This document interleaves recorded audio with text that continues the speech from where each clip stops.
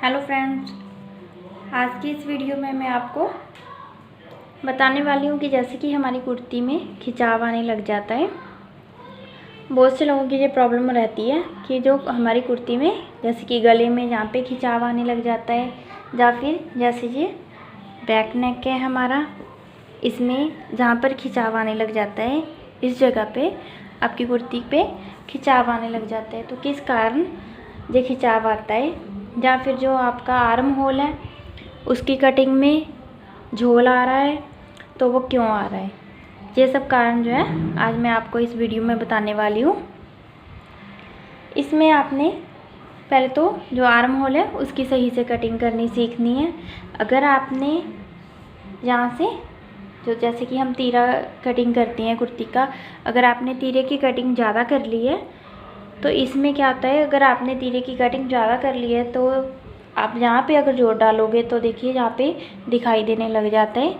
जो आप जोड़ डालोगे जहाँ पे दिखाई देगा वो जोड़, इसलिए इस प्रॉब्लम को अगर हमने कटिंग कर ली है तो इसको हम सॉल्व नहीं कर पाते हैं। तो इसके लिए आपने जब भी कुर्ती की कटिंग करनी है तो इन बातों का जो है आपने खास ध्यान रखना है कि आपकी जो कटिंग है बिल्कुल सही से आप करें। इसके लिए आपको नाप अच्छे से लेना आना चाहिए कुर्ती का। जैसे ये आर्म होल है और तीरा है, उसका नाप पहले आपको अच्छे से लेना आना चाहिए। जैसे कि हमारे पास ये तैयार कुर्ती है, आपने अच्छे से गले को पहले सेट कर लेना है। बिल्कुल सेट करने के बाद फिर इसका आपने नाप देखना है कितना नाप है आपकी कुर्ती का। जैसे कि ये देखिए 11 इंच है, तो आधा इंच इधर की सिलाई में गया होगा तो आधा इंच इधर की सिलाई में गया होगा, तो टोटल कितना रह गया इसका जो है तीरा, वो है 12 इंच। तो 12 इंच का जो तीरा है उसका हम हाफ लेके कटिंग करते हैं। तो हाफ जो हो गया है हमारे इस कुर्ती का 6 इंच जो है इस कुर्ती का हमने हाफ जो तीरा है वो रखना है।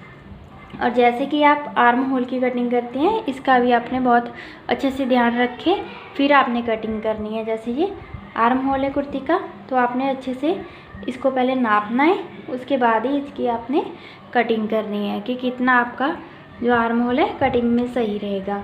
तो अगर आपने ज़्यादा आर्म होल कटिंग कर लिया है, नाप के हिसाब से ज़्यादा आर्म होल आपने कटिंग में ले लिया है, तो यहाँ पे आपके झोल आने लगता है। जहाँ पर जो कपड़ा है, जब भी आप कुर्ती को पहनोगे तो कपड़ा जो है यहाँ पे इकट्ठा होने लग जाता है।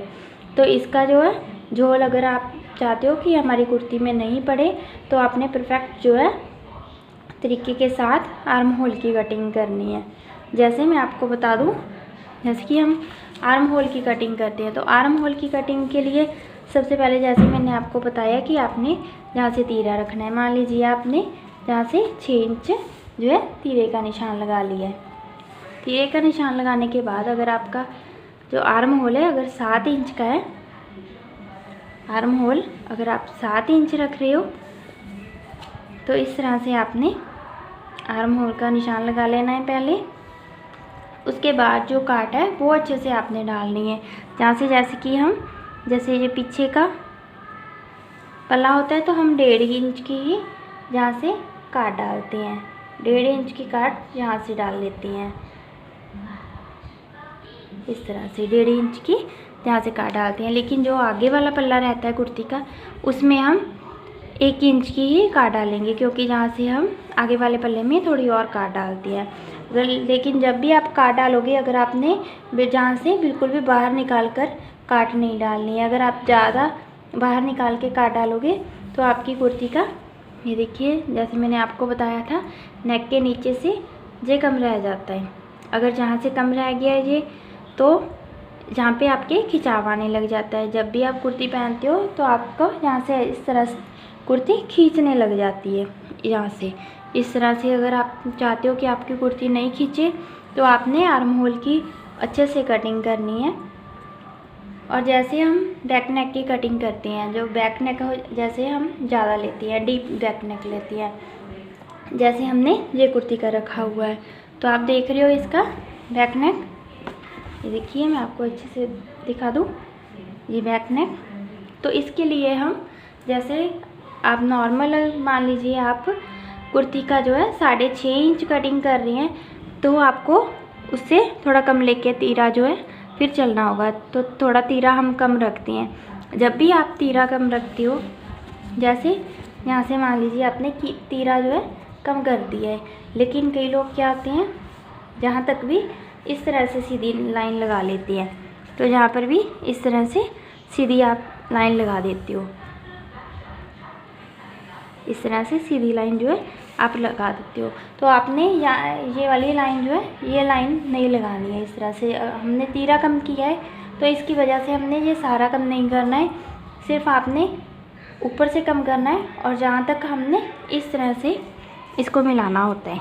अगर हम ऊपर से कम कर रहे हैं तो हमने यहाँ से इस तरह से लेके आनी होती है।